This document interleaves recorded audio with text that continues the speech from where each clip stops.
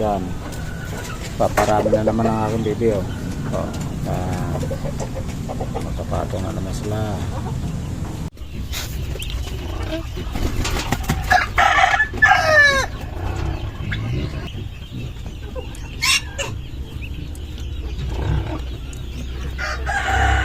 Meron pang ano, ito meron na rin, lapit-lapit na yan, meron na, halos lahat meron na. Lumalabas na yung mga sisiw. Ayan, ayan, diba? Yan pala guys, linagyan ko ng ilaw para di lamigin at para paano meron silang init na makukuha. Yan.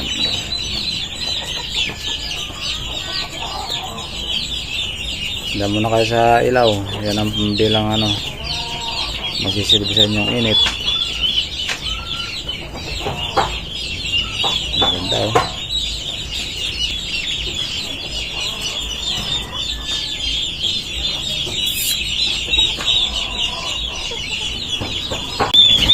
Yan na bero-berong pakain sa kanila, dami-dami,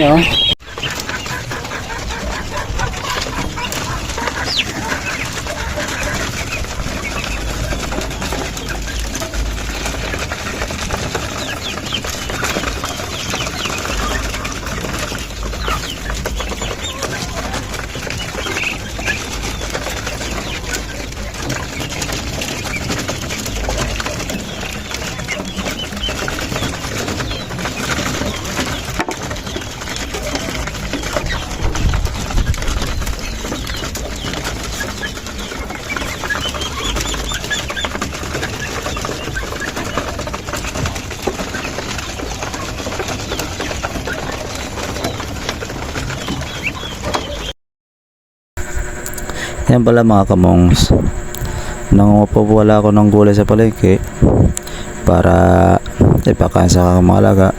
Katulad po yan, mga dahon-dahon, pinapakain ko na po yan sa mga alaga ko. Pero po yung pinagayatan ng katulad ng talong at saka katulad po yan may kalabasa pa, ginagayat ko po yan at saka linuluto ko bago ipakain ko sa mga alaga ko. Sana mga kamongs, huwag kayo magsawa na suportahan ang aking mga video. Bakit man po ang aking pinapanood sa inyo, pasensya na po kayo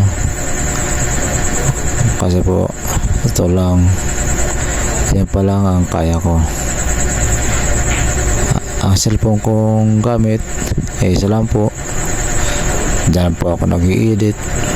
Sa totoo lang po, hirap mag-edit na isa lang cellphone, wala ka ibang gamit. Ayan guys, mga pinagbalatan na repolyo yan.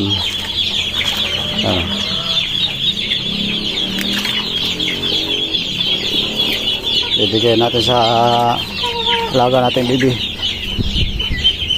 Bibi. Ayan, gusto nila yan, balat na repolyo.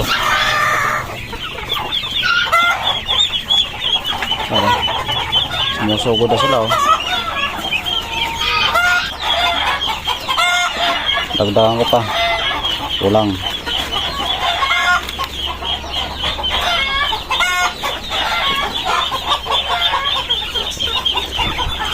Ayan pa, ayan, gusto yan, mga alaga natin dito, balat ng repolyo, pinagbalatan ng gulay, patapon na dahil sa palengke. Ayun pala guys, binili ko pa yan, isang sako, binara ko na 50 pesos yan. Punta ng baboy natin guys, dahil sa palengke. Tinatapon lang, pwede pa natin ito pakinabangan, pagkain ng mga alaga natin. Pero marami-rami din yan, susubukan ko nga yung mano ko kung kainin to.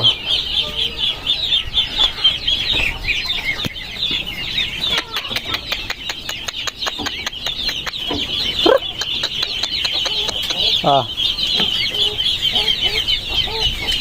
Subukan ko kainin. Ayan. Lumalapit na yung manok ko. Ano yun, bago pa, di pa kilala. Okay, mais yan. Kainin nyo. Wala, iniwanan. Ayaw nila. Tingnan natin mamaya kung mabawasan yan.